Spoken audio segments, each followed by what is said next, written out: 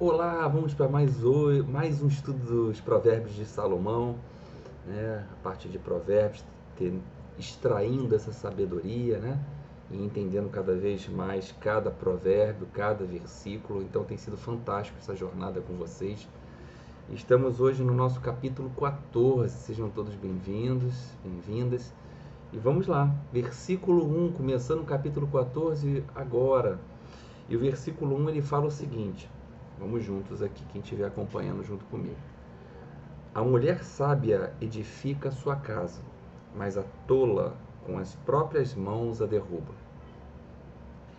O que ele quer colocar aqui? Que a mulher sábia edifica sua casa, pois ela é a arquiteta dos valores morais. É aquela que também cuida da parte emocional. Então, quando Salomão cita a mulher na Bíblia, eu coloquei uma equidade, né, nos outros versículos, né, colocando essa mulher é a parte sentimental, a mulher é a parte sentimental, o homem é a parte racional. Então a mulher sábia que ele coloca aqui é aquela que investe todo o seu tempo, seu amor, seu sentimento, suas ações em prol do relacionamento, em prol daquilo, em prol da família, por exemplo. Edifica a sua casa, edifica é, o local que vive, né? A sua própria família. Mas aquela que é insensata, que não cuida dos seus, vamos botar assim, daquilo que tem que ser feito, talvez, ou então vai contra as situações normais do equilíbrio, dos justos, ela desagrega, ela divide, ela separa. Assim é o contrário para o homem também. O homem sábio também, se a gente pode colocar aqui, edifica a sua casa, mas o homem insensato com as próprias mãos a derruba. Então, para a mesma situação que a gente está falando da mulher, a mesma coisa serve para o homem aqui. É uma chamada de atenção, ao meu ver, para os dois gêneros, tanto masculino quanto feminino. Se tanto a mulher como o homem. Por que eu iniciei falando da mulher? Porque está aqui no versículo, nos provérbios, falando da mulher em primeira mão. A gente que está aqui dentro do estudo, colocando mais essa forma de pensar, ou seja, trazendo um equilíbrio para o nosso estudo. Ou seja, o homem também se encaixa aqui. Porque se ele também realmente não for sábio, ele não edifica a sua casa, ele não vai à luta, ele não constrói seu castelo. Ele também é o arquiteto de valores morais também para a vida da família. E o homem sábio também ele investe seu tempo em prol da edificação, em prol da prosperidade também da família, em manter a herança, em manter os valores, né? Então também o homem, é, vamos botar aqui como ele fala, insensato, né? Tolo, né? Ele derruba também toda a sua obra, porque também através das suas palavras e suas ações ele pode desagregar, agredir, violentar e causar um mal. Então aqui é a questão da sabedoria no lar, a sabedoria na vida, a sabedoria nos relacionamentos. Se eu tiver sabedoria, eu conduzo bem meus relacionamentos. Então é uma instrução formidável e que se encaixa realmente na questão do equilíbrio entre os relacionamentos da vida. Sendo sábio os dois, tudo se encaixa, tudo converge para a prosperidade. O versículo 2 do capítulo 14, ele fala assim: o que anda na retidão teme ao Senhor, mas o que se desvia dos seus caminhos o despreza. De novo, ele vem colocar um provérbio aqui muito parecido, muito similar ao que já comentamos, mas é de como não, tipo assim, é uma recomendação, um aviso para que a gente não ande por caminhos tortuosos, né? O caminho tortuoso ele é largo, o caminho que é as veredas do grande arquiteto desse universo, as veredas de Deus, o caminho para dentro, o caminho interno, que é o caminho da nova descoberta, da nossa introspecção, de buscar quem somos, é um caminho estreito, é um caminho difícil. É o caminho onde a gente vai encontrar enormes desafios que faz com que a gente às vezes desiste fácil, né? Então, realmente aqui o que ele está querendo colocar que caminhos você quer percorrer? Você quer desviar por caminhos que você despreza o caminho de Deus? E quando ele fala assim, o que anda na retidão teme ao Senhor, porque o teme ao Senhor não é o medo de Deus. é a consciência que já está tarimbada, porque quem anda no caminho tem logo o insight de que tem alguma coisa errada, de que fez uma escolha insensata, de que falou algo que não presta. Então, ele rapidamente ele retorna e ele refaz a estrada novamente, recupera. Mas o insensato, como ele coloca aqui, é o aquele que desvia pelos caminhos, despreza o ensinamento, despreza o que a vida está querendo lhe mostrar. E aí realmente caminha e marcha talvez para um abismo, para algo que vai ser inevitável aí a correção, né? O versículo 3 do capítulo 14, ele fala assim: na boca do tolo está a vara da soberba, mas os lábios do sábio o preservarão.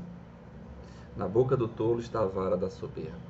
Ou seja, o tolo, que é o insensato, por exemplo, como ele fala da boca, é aquele que fala demais, aquele que fala muito, aquele que complica tudo, que por fazer tudo isso ele tropeça nele mesmo, na própria língua dele. Então, como a gente fala, a língua do tolo é o chicote da sua própria soberba. E a soberba é aquela pessoa que pensa que é o melhor do que os outros, que pensa que é o fera, mas é o insensato, é aquele que fala realmente coisas que vão machucar. Então, o que ele quer deixar claro aqui é que Deus ele não tolera esses insensatos, a soberba em si, porque a soberba ela macula o coração, ela corrompe os homens. Então, o sábio que é sábio, como ele fala que os lábios do sábio o preservarão, porque os lábios dos sábios, eles não humilham o próximo. Eles tratam as pessoas com respeito e dignidade. Traz dentro da sua retórica, da sua palavra, da sua forma de se colocar, a humildade como uma forma de conexão empática, pode ser assim falar também. Porque da boca do sábio fluem palavras que podem salvar vidas. Isso a gente já tem falado. As palavras do sábio, ela vem carregada de prudência.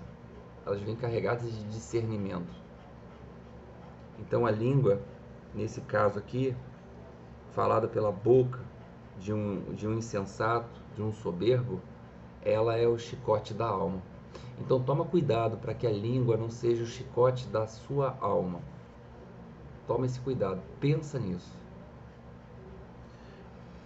O versículo 4 do capítulo 14, ele fala o seguinte: não havendo bois, a manjedoura fica limpa, mas pela força do boi, há abundância de colheitas. É claro, não havendo bois, a manjedoura fica limpa.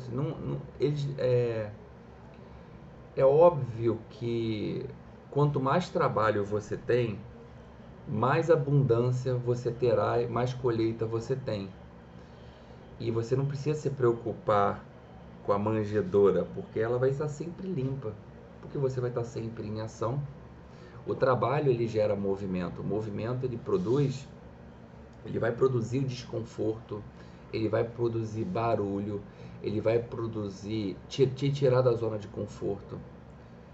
Então é óbvio que um celeiro, se botar aqui uma manjedoura e um celeiro cheio de bois, é óbvio que vai ficar uma imundície só. Então isso tem muito a ver com a forma como ele, quando várias vezes ele colocou a preguiça como uma forma que a gente pode colocar aqui como uma forma de manchar, de deixar essa manjedoura suja. Porque quanto mais tempo eu permaneço na preguiça, mais tempo eu permaneço no local, eu deixo de agir.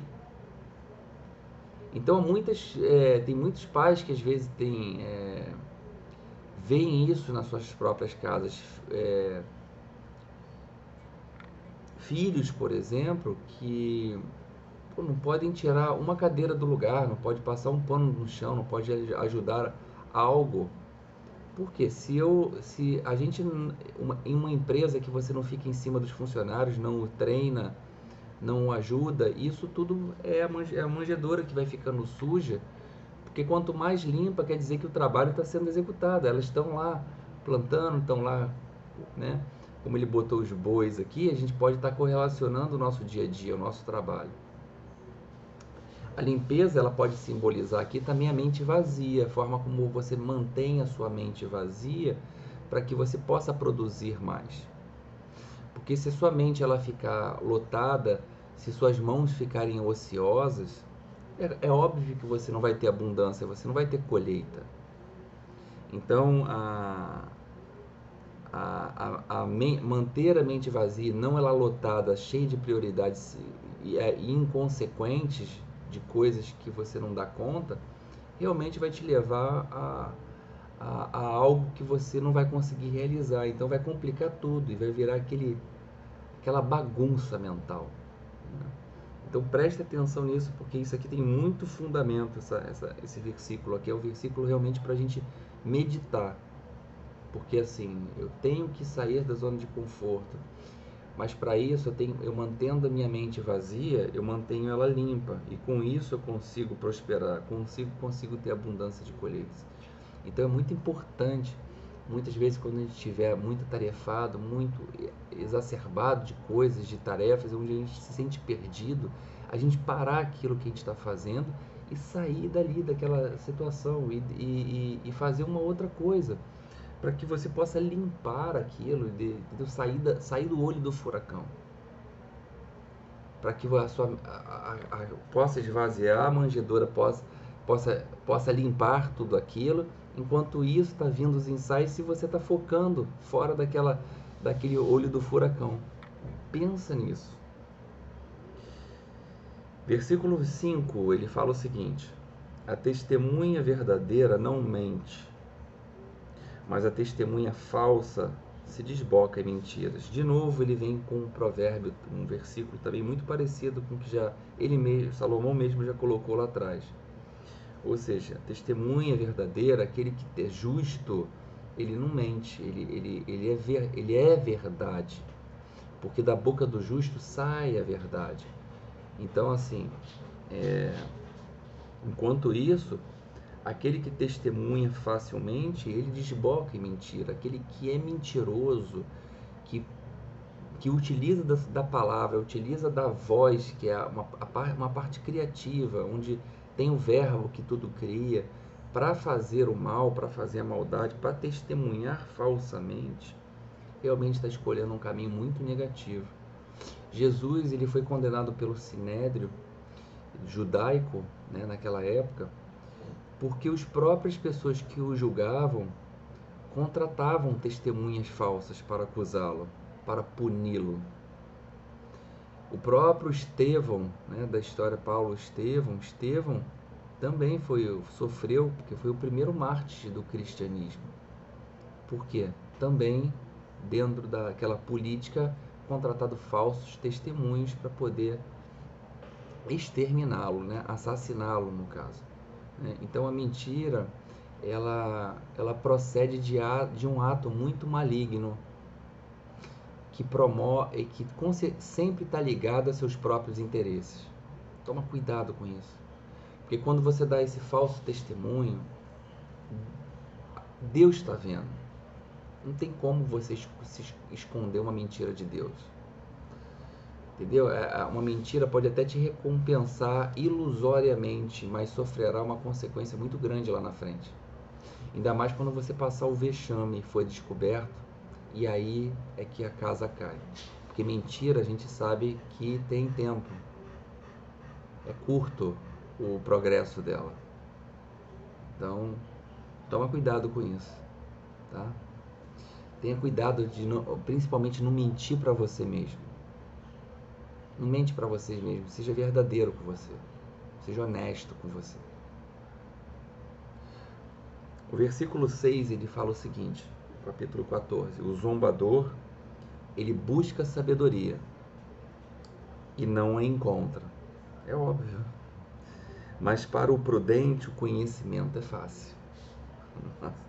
Essa aqui é também muito contundente na questão do conhecimento. Aquele que zomba dos outros, que é um escarnecedor, por exemplo, que gosta de toda hora arrumar uma maneira de dar uma pontada no outro, de dar uma tisicada no outro, de dar uma flechada no outro, esse é o escarnecedor, esse é o tipo da pessoa que é um zombador, que ele supostamente busca uma sabedoria ou promove uma sabedoria escrita, mas ele realmente não encontra, porque não vai encontrar ninguém que compactue com essa situação, porque a pessoa que é prudente, por exemplo, que saiba colocar bem as palavras, que sabe colocar bem as suas colocações sem ofender, por exemplo, sem entrar, sem ser o entrão, aquele famoso entrão, sem invadir o outro, realmente esse é o prudente. Esse é o prudente de tantos que a gente fala aqui, a prudência, para a gente poder não invadir o campo do outro. Então, a sabedoria, ela não é encontrada no zombador, ela não é encontrada na insensatez. Mas o prudente, ele fala, mas para o prudente o conhecimento é fácil, porque o prudente, ele busca o conhecimento. Constantemente ele entende que o conhecimento é o melhor investimento que ele tem. E aí do conhecimento ele acha a sabedoria. Então a sabedoria, ela vai ser o resultado da percepção das realidades e dos desafios que o conhecimento dele dá. Anota isso aí. A sabedoria vai ser a percepção diante ou das realidades, dos desafios que o conhecimento dele, que ele buscou dar para ele. Foca nisso. Anota isso, porque isso é chave, isso é um código, tá? O versículo 7, ele fala o seguinte: afasta-se do homem insensato, pois nele não acharás palavras de conhecimento. Ou seja, vamos lá, fuja das más companhias, fuja, vá para bem longe disso. Não fica, porque quem anda com um tolo, quem anda com uma pessoa que não é ensinável, que insiste na insensatez, que insiste em fazer o mal, que insiste a banalizar, que insiste em trazer umas palavras de discórdia, em invadir o limite dos outros, saia disso, você vai perder energia à toa. Anda com os sábios, procura aprender com a sabedoria, ouvindo os sábios, tendo, como a gente falou no versículo anterior, sendo prudente na forma de falar. Se você quer chegar no campo dos sábios, ou conversar com alguém que você modele ou que seja sábio, então encontre as palavras para se fazer essa conexão. Isso é muito forte. Então, aqui, o primeiro degrau que Salomão nos coloca aqui é a gente nos distanciar, nos afastar dos ímpios, principalmente do conselho dos ímpios, porque não vai te levar a um local que não presta. São caminhos que está recheado de escarnecedores, de bajuladores. Então, o que ele pede? Afaste-se, pois nele não acharás palavras. Não tem conhecimento nisso, não tem uma boa estrada, uma boa conexão disso. Saia disso, não perca tempo. E vamos para o nosso versículo 8, ele fala o seguinte: a sabedoria do prudente é entender seu próprio caminho, mas a insensatez dos tolos é enganosa. Bom, então vou começar por baixo, que ele falou. A insensatez do tolo é enganosa. Então é tudo o que a gente está falando. Escolher um caminho insensato te leva à derrota. Escolher um caminho dos ímpios vai te levar para um beco sem saída. Mas a sabedoria do prudente é entender o seu próprio caminho. E o que é isso? Vamos lá em Sócrates. Conheça-te a ti mesmo. É o ato de você buscar o autoconhecimento, se conhecer. Então isso aqui é poderosíssimo, porque as pessoas, às vezes, elas esquecem de buscar algo que esteja conectado com o coração dela. Então, auto se conhecer é importante.